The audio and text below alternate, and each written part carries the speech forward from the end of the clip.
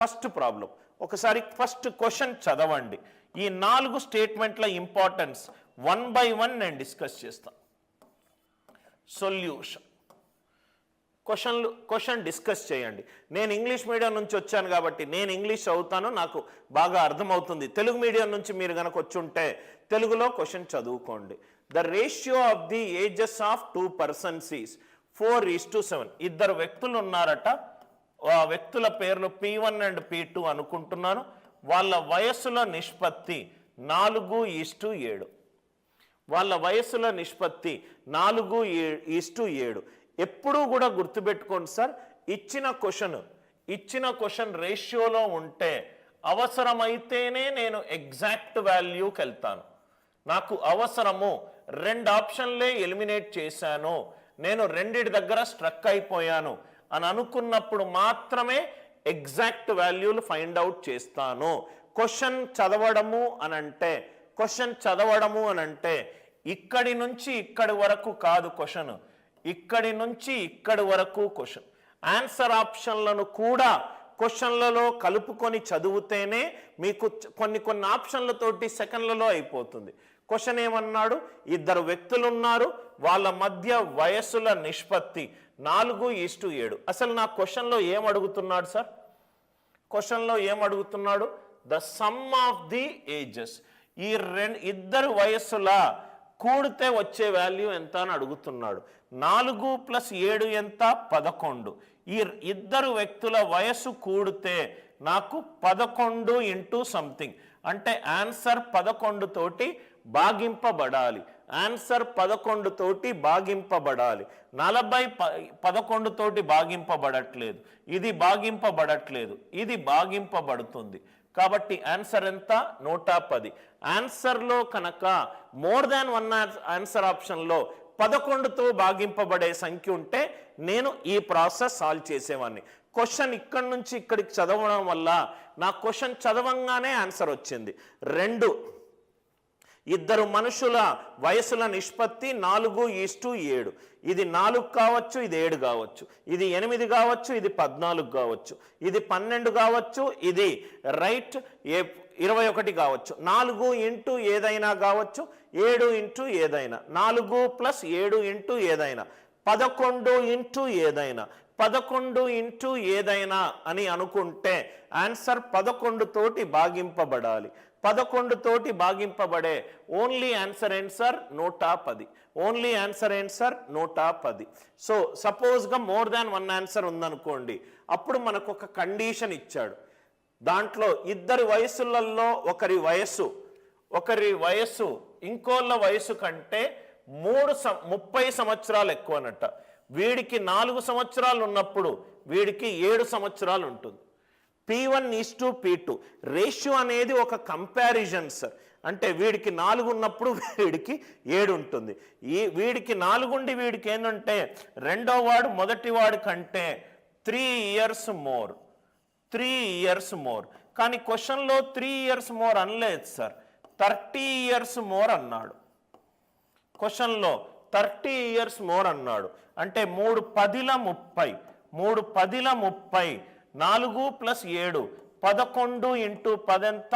110. 2 ఆప్షన్లు కనుక 11 తోటి డివైడ్ అవుతే మనము ఈ మెథడ్ చెయ్యాలి. మళ్ళీ చెప్తాను. ఇద్దరు వ్యక్తుల వయసుల నిష్పత్తి 4:7. అంటే వీడికి 4 సంవత్సరాలు అవుతే వీడికి 7 సంవత్సరాలు, వీడికి 7 సంవత్సరాలై వీడికి 4 సంవత్సరాలు అయిందనుకోండి, వీడి కంటే 3 సంవత్సరాలు ఎక్కువ. ఈ P2 అనేవాడు P1 కంటే 3 సంవత్సరాలు ఎక్కువ. కానీ క్వశ్చన్లో 3 బదులు 30 అవుతే ఎంత అని అన్నాడు. 3 10 30, 4 10 40, 7 10 70, 40 + 70 ఆన్సర్ ఎంత? 110. ఇద్దరు వయసులను కలిపితే వచ్చే వాల్యూ ఎంత అని అన్నాడు. ఆన్సర్ ఎంత? 110. ఫస్ట్ థింగ్ అందరికీ అర్థమైంది కదా sir? I hope the idea it is clear. ఈ 11కి ఇంకో భాజనీయతా సూత్రం ఉంది సార్, రాసుకోండి సార్. మీకు టెక్స్ట్ బుక్లో దొరకనటువంటి ఒక భాజనీయతా సూత్రాన్ని చెప్తాను. Divisibility rule for 11. Divisibility rule for 11. నా ఇక్కడ చూడండి సార్, డివిజిబిలిటీ రూల్ ఫర్ 11. ఒక 11 అనేది ఫస్ట్ ఆఫ్ ఆల్ అది ప్రధాన సంఖ్య సార్. ప్రధాన సంఖ్యకు ఒకటే భాజనీయతా సూత్రం ఉండాలని ఏమీ లేదు.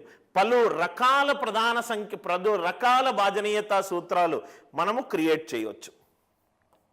ఇక్కడ చూస్తే reminder 1 10 square divided by 11, 100 divided by 11, 11 9ల 99, శేషం ఎంత సార్? 1. శేషం ఎంత సార్? 1. ఇది ఎక్కడ ఉపయోగపడుతుందంటే ఇక్కడ చూడండి sir, reminder 1 2 1 2 divided by 11, 1 2 1 2 divided by 11. మనం ఏం చేస్తాము? 11 యొక్క భాజనీయత సూత్రం ఏంటి? 2 + 2 4, 4 - 2 2, ఆన్సర్ 2. ఇలా కాకుండా ఇంకో పద్ధతి చూడండి సార్. 11 యొక్క భాజనీయత సూత్రము ఇక్కడ 10 పవర్ 2 వచ్చింది.